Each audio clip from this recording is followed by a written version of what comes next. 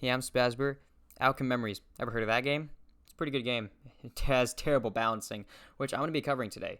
So, without further ado... Stupid strong motherfuckers. These are for the characters that are way too strong in this game. And I'll cover the character who has the most annoying moveset, fucking Amy.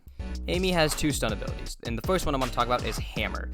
This is an ability where Amy has to push a button, and then automatically, if she runs into the killer, the killer gets stunned. So basically meaning she doesn't have to do anything, any sort of timing. She doesn't have to do any sort of positioning. It's all just hit button if killer come in contact, stun. It's really brainless.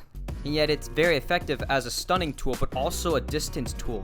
Amy can just pull out this ability, and then all of a sudden, now the killer can't go close or hit Amy, because if they do, they get stunned.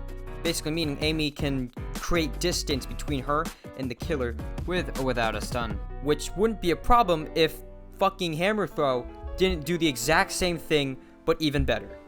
Hammer Throw basically allows Amy to stun killers from a very far range, basically allowing to create even more distance between her and the killer. However, in TD, the reason why Amy didn't get her hammer back automatically was because if that would have happened, Amy could just keep doing this cycle of creating distance between the killer, distance upon distance upon distance. However, in Outcome Memories, it only takes a moment for the hammer just teleporting back to Amy, which creates this cycle. And then that's when teammates come out. Amy's teammates can also help her if she's in trouble. And on top of all that, this doesn't take that much skill. All Amy has to do is to pop up hammer, and then for Hammer Throw, just aim. And every Amy knows how to aim. And these abilities are very effective. And they barely have any counterplay left for the killer. That's why there's always an Amy in a round, is because she's too easy to play, and she's way too good at what she does. And then we have Sonic. So we got Drop Dash. Basically Amy hammer thing with the whole, don't have to time anything, you just have to activate the ability, and then automatically it just starts.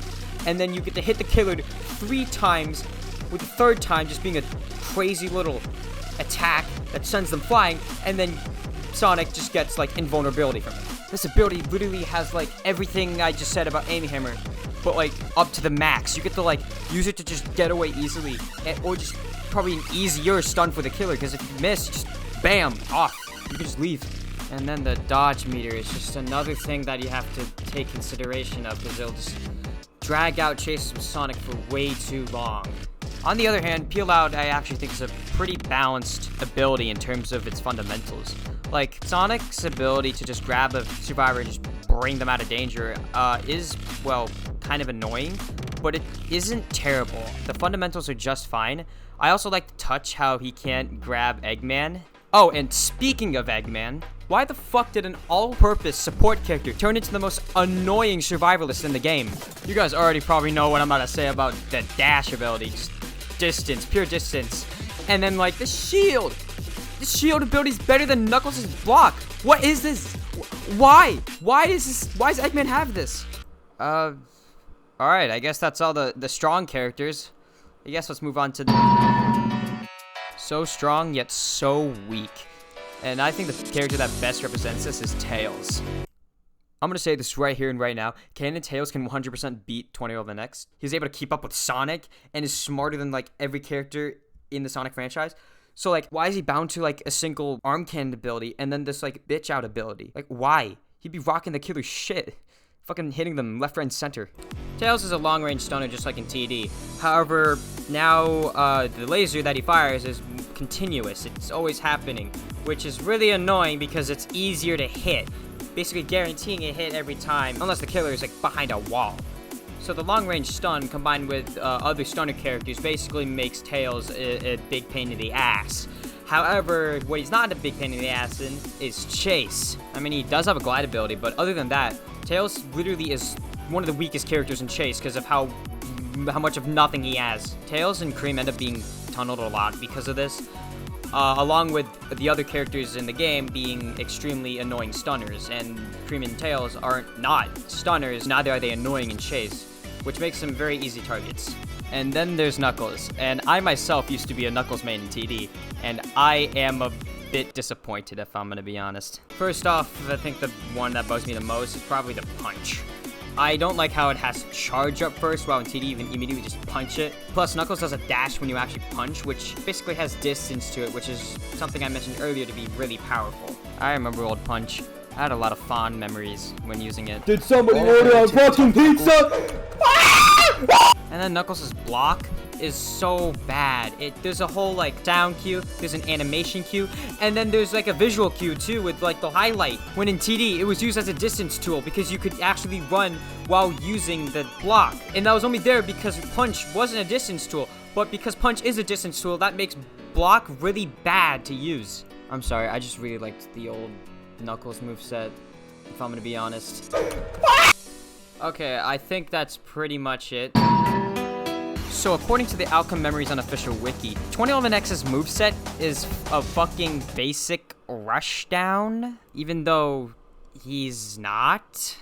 2011X's moveset is more akin to a pressure killer, using God's trickery to confuse survivors and separate them, using invisibility to catch up to them, and then rage mode to take advantage of survivors stunning you for too long, and activating charge to easily kill survivors who are low on health. AKA distance tracking, aggression, pressure, pressure, and pressure. And charge is not a rushdown ability. 2011X's moveset requires a lot of game knowledge and experience with the character because of how completely average and like almost a bit weak he is in terms of like damage output and chases. He really isn't an ideal character. He really is not an ideal character to teach beginners the fundamentals of the game because of how kind of complex his moveset is. So it creates this sort of skill gap between the executioner players, which is only further enhanced by the survivor-sided gameplay. That's really all I have to say about 2011X. Now, this entire video I've been talking about like why everything is wrong, why it's unbalanced, and I'm gonna now talk about how to balance everything. Okay, hi,